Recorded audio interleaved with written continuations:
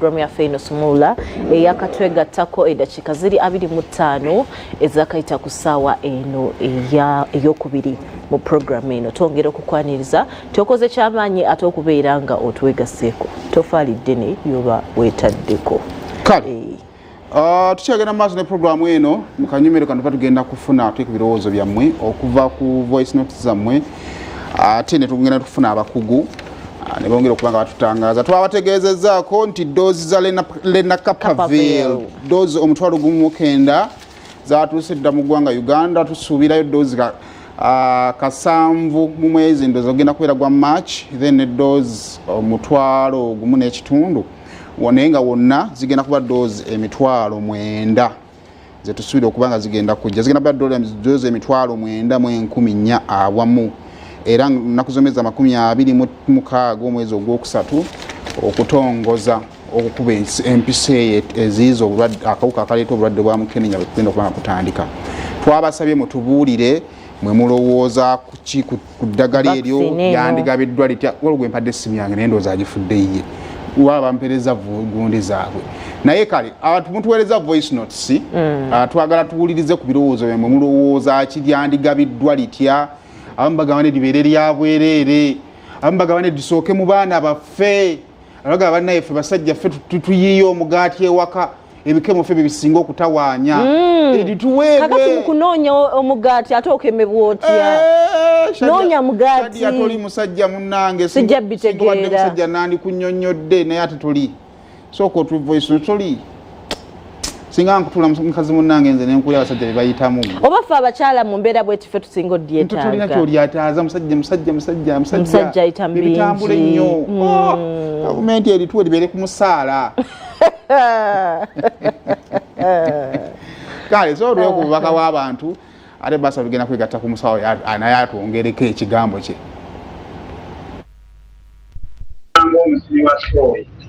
Simone Sadia, salamu alaikum wa rahmatullah. Ona Abbas Kiyengo mu paaka y'Ebwayise. Nze mbadde nteesa eddagala eryo balisooke mu miti emito, basookere mu masomero naddala, batookere ku myaka 13 nga bagema. Bwe babamalayo balyoke badde ku bantu abakulu. Nze kye mbadde ndaba kuba tuzimba ggwanga, bwe tuba tuzimba ggwanga erina abaawo enkya be ba myaka emirala basooke batute kuba ffe tusobola okwetegerera n'okati kino nno kyengenda ku kibi naye bali emyaka. Good morning Simon ne Shadia. Amanya nze Ibrahim Ebulindo.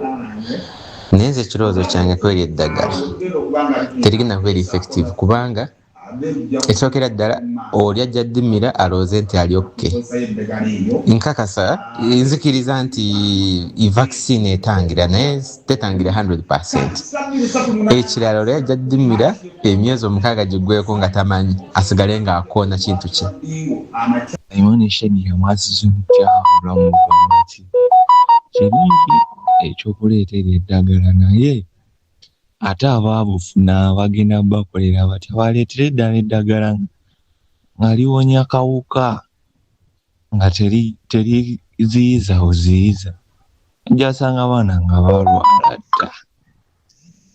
Ekibuuzo bwe bakakuba nga obulina kawona. Simon mwasize mutyamwe bali kuweereza amannya nze Seremba Paulo nga ndi muvuzi wa boda annaye weebale nnyo webalidde ddala gavumenti yeebale okuleeta eddagala eryo naye nze endowooza yange nti buli gwe balaba kubanga obulwadde tebusosola tebulimu bato tebulimu bakulu tebulimu bavubuka ffenna obulwadde mwebuli bawe buli oyo ayina okufuna kitegedde ayagadde buli ayagadde bamuwe kintu kitambu. Simon Shadia mwe kuweereza ono sebuli wa David Sizdan Machidi banneeko bo babatongoza mu Uganda kakati nze endowooza yange badde bweti nti banneeko tebeetaaga bagema babaleke abula bawe abantu bano abalala batenyigira mu muzoogo bo babaleke kubanga balina akawuka kaabwe baffe baggwe. Mwasize mutya Simon Shadia mugyebale nze bannange mbadde nteesa nga ŋŋamba nti eddagala lyandibadde lya bwereere ate ne batalondobamu ne baliwa buli muntu asobola okulifuna alyagala. Mwebale nnyo Zagnesi. Amanya Kasaga Brian wane Mutundwe. Mwebale kuweereza Simon Shadia. Eddagala lyo tusiimye nnyo lyaze naye abamu tukyaliraliikirira ebintu ebyo ebiva mu bazungu ebyo nabyo tebyesigika naye nga bweriba nga ddungi kirungi naye nga n'abalwadde nabo baali bayiriza eryawe eribawonya. Mwebale kuweereza. Mukulu Simon Mukyala Shaddi mwasuze mutya? Mbalaba mwonna munyirira mwasuze bulungi. Simon omuntu egunyirira oba weesiga bizigo ki? Naye webale kwerabirira ne Shaddia. Shaddia alya bulungi. Njagala mpe ku byali ebyo nange mbweko ku wange naye alabike nga ye. Kuba ndaba aludde ennaku zino alya emmere etali nnungi. Simon Shaddia mwebale kuweereza ono mukochi mundeeba kitegedde ku nsonga eyo nze nteesa babasazeewo tuwa ddagala ffenna batuwe. Eno gavumenti obusobozi ebulina obusobola otuwa ffenna mufo kya ssente ozikwata ne baziteeka mu bino simanyi bakyeyamaani biki ebitatuzimba ate ne maali mutugaa tusimbe mu mugongo. Nze bwe nteesa ono mukochi basookere ku myaka 10. Simon nze mugerwe lugazi basookere ku masomero abaana bonna bakubwe.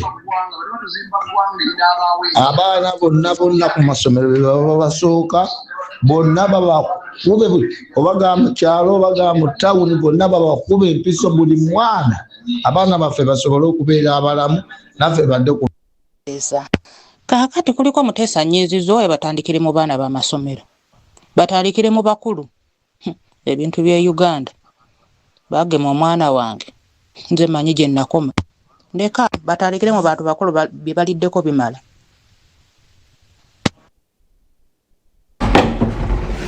Kale kakati enteekateeka bwetyo bweri. Onagambye nze mwase Godfrey Simon Shaddia mwebale kuweereza nze ndowooza gavumenti erina mukyokhe erina shares mu bale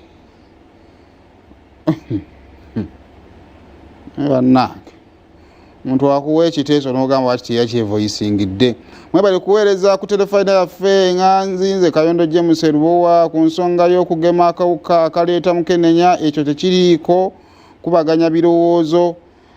Kavuna eddagala libeera nga ttuufu ne kitabeeranga bwe kyali ku bupiira n'abako ekika kye yateekawaawo. Obupiira obwo bwali bufu biseera ebyo nali mwana muto.